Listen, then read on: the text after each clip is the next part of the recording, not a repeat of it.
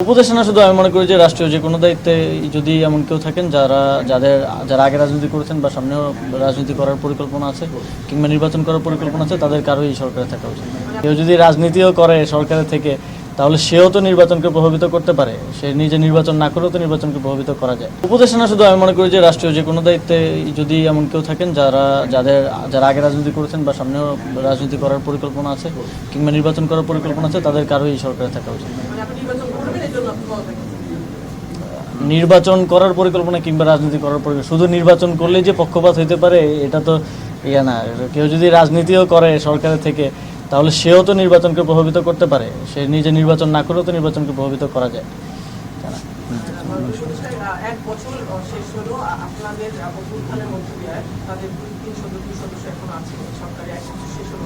এক বছরে আপনাদের মানে কতটা করতে পারলেন আর কতটা পারলেন না, আপনাদের যে আশা নিয়ে এই নতুন বাংলাদেশ সৃষ্টি করলেন সেটা আপনাদের সফলতা ব্যর্থ। এখন পর্যন্ত তো জাতীয় এসপেক্টে যদি বলি তাহলে না পারার পাল্লাটাই হয়তো ভারী।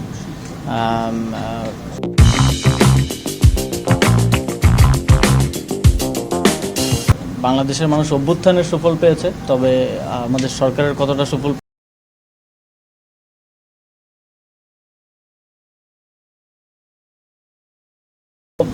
গণঅভ্যুত্থানের আকাঙ্ক্ষার জায়গা থেকে অনেক আকাঙ্ক্ষাই পূরণ হয়নি, আবার অনেক আকাঙ্ক্ষাই এই সরকার পূরণ করার চেষ্টা করেছে।